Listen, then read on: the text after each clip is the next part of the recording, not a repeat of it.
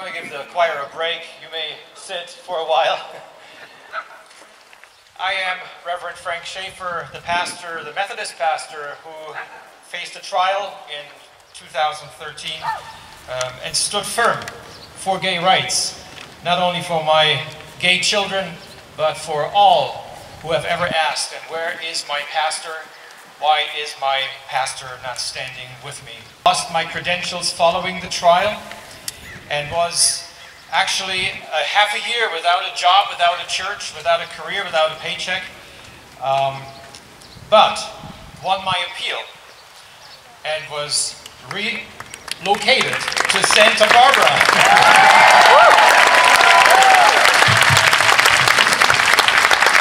I think it was supposed to be a punishment, but I find it exquisite. I am excited to be here today. This is, I understand, the very first Interfaith Pride service. Woo! This is huge. More than 20 faith groups have sponsored this service to make a statement to the LGBTQ community here in Santa Barbara, in Goleta, in Isla Vista, and surrounding counties. We welcome you, we accept you the way God has created you, and we stand with you, and we will fight alongside you for your rights. That's huge, isn't it? Yeah. Yes. And I absolutely love the name of the service. Love, period. It says it all, doesn't it? Love, period. That's what it's all about. It's all about unconditional love, as we have heard earlier from Reverend Alyssa DeWolf. Unconditional love is what God has for us. Unconditional love is what we should have for one another. You know, when I look at the roster of churches in Santa Barbara County, there are actually more than 270 different faith communities in Santa Barbara. This year, we got more than 20 to sponsor this event. Hopefully there'll be a next year, and a year after that, and a year after that, when we can get more and more faith communities to make this statement alongside us, alongside the LGBTQ community.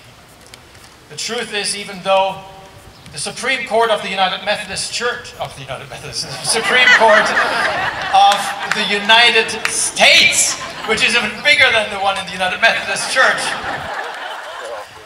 has ruled that gay marriage ought to be legal in all 50 states. Yes. Thanks be to God. There is still much work to be done, especially in religious communities and faith groups. There is somewhat of a culture of fear, and I know this from my own denomination, the United Methodist Church, and I've faced that fear. Because actually I am the father of 3 gay children. I was once asked, how come that God gave me 3 gay children? And I said, I believe it was because God wanted me to get the message. And the message I did get. Because it was when my son, Tim, my oldest son, came out to my wife and me in the year 2000, when he was just barely 17 years old, that I learned what it meant to be a gay person from him, and the struggles that come with it, and the fears that he lived under. He was at the point of taking his own life because he thought that it'd be better for his dad, the minister, and for everybody in the church and beyond if he was no longer here. It all started when he heard his own church, the United Methodist Church, saying to him at an annual conference, there is no place for gay people in this church. And the question of salvation was brought up. And he was made to believe that he, as a homosexual person, would not go to heaven.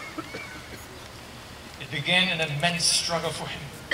He said to us, he shared with us that he cried himself to sleep most every night, praying to God, please take this away from me. I don't want to be homosexual. I don't want to go to hell. And when that prayer did not work for many years, he decided it was time to go and take his own life. Fortunately, he didn't succeed in his plan. And when he came out to us sharing all of this, we had no idea, my wife and I, we just had to embrace him. This was our son. And he had gone through this agony and this struggle and lived in fear. And we had no idea. We hugged him and there were tears running down our cheeks. And we said to him, son, we love you so much. Nothing's ever going to change. And then we sat down with him over the coming weeks and months and we said, you know, obviously you did not choose this for yourself. You tried to pray your gayness away and it didn't work. And so maybe this means God created you this way. You are created in the image of God. And it took my son many years to actually be able to accept himself for whom God has created him to be. A gay man. And I started to live in fear from that moment when my son came out to me. Because according to our discipline, our church law, it is forbidden to become an ordained minister, and it is forbidden for a minister to actually officiate a gay wedding. When my son Tim asked me in the year 2006, Dad, would you do the honor, would you perform my wedding to Bobby? There was no way in hell I could have said no to him. After all he had been through, after all his struggles, and after the way the church's doctrine had harmed him, he was reaching out to me, not only as a father, but as a minister as well. And I said to him, I will absolutely perform this wedding for you. And we did. In the state of Massachusetts, where it was legal at the time, 300 miles away from my local church in Lebanon, Pennsylvania. But I lived in fear for many years to speak up. First of all, Lebanon, Pennsylvania, I want you to know, is a much more conservative place than Santa Barbara. In fact, some say there's Philadelphia on one side, there's Pittsburgh on the other in Pennsylvania, and Alabama in between, and that's sort of how it feels oftentimes. I was afraid to speak for my own children. I was afraid for years and years to speak up.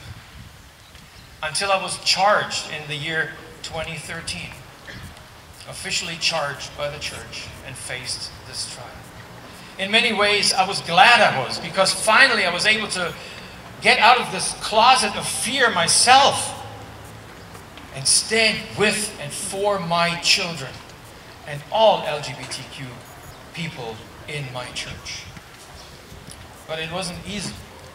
It was not easy. I'm here to tell you that that culture of fear is powerful. It is very powerful. Even when I was going through my trial, there was a lot of pressure on me to somehow be apologetic about what I had done. Perhaps without officially apologizing to the church, I was expected to have an apologetic tone, and my lawyers actually guided me that way. They said, Frank, be diplomatic. You want to keep your job, don't you? And when they ask you in the stand, will you ever perform another same-sex marriage, just be evasive and say, I cannot really answer that question. It's a hypothetical question. And I remember on that day when I had to take the stand, and when I was going to give testimony, And then afterwards there was going to be a cross-examination. I had a speech prepared by my lawyers and myself. And the closer I got to that moment of delivering that speech, I knew I just could not give that speech. I knew in my heart it was not right. And I remember praying right before I was supposed to go on during the lunch break. I prayed and I said to God, God, is this really what you want me to do? Do you want me to actually go against the doctrine of my church, against the leadership of my church, and tell them that they're wrong? What about my security? What about my job, my career, my paycheck? What about my 2 children that I still have to support that are in school? But the longer I prayed, the more it became clear to me that's what I had to do. I remember being so nervous as I was taking the stand without a speech, without as much as a sheet of paper with notes. And I wasn't sure whether those words were going to come out of my mouth. In fact, I was so nervous, I was sick to my stomach. I was facing my own denomination, this huge church, and I had to stand up to them like David did to Goliath. That's how I felt at that moment. That fear was very, very present at that moment. And I remember sitting in this chair, looking out into the courtroom. And I remember seeing all of those supporters of ours that were wearing rainbow stoles. And as I was looking at them, I could feel their prayers. I could literally feel their prayers because of the way they looked at me. And I felt strength coming into me. And when I gave my testimony, I heard words coming out of my mouth that I was amazed at. I was thinking, did I just say that? These words were carried on the prayers of the LGBTQ community that were sitting out there, and their allies that were sitting out there in this courtroom. It gave me the strength to say what I had to say. I actually want to read a part of this speech that I gave. I looked it up in the official transcript once it came out, because I just wanted to know, did I remember this right? Did the words really come out this way? And so I'm going to just grab my book, if somebody could bring this to me.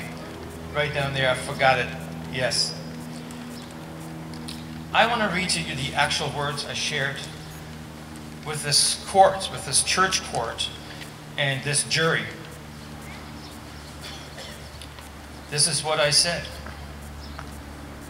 Before you make a decision today, this is addressing my jury, please know that I will continue to minister to all people equally, regardless of their gender, nationality, race, social status, economic status, or sexual orientation. And my message is going to be that we as a church and as individuals need to stop judging people based on their sexual orientation or anything else. We have to stop the hate speech.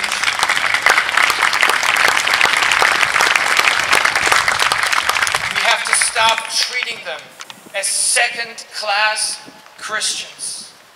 We have to stop harming beloved children of God. We have to reach out to them and treat them as Jesus would have treated them. That's going to be my message. And at that moment, I took out of my pocket a rainbow-colored stole. It was, in fact, this same one that somebody gave me just the day before. And I put it on me. And I looked straight at my jury and said, I'm putting this rainbow stole on me as a visible sign to you that that's who I have to be. that that's who I will be standing with, our LGBTQ community. And that is all I have to say. I'm here to tell you that at that moment I experienced something that was so beautiful that I hadn't experienced in years and years and years.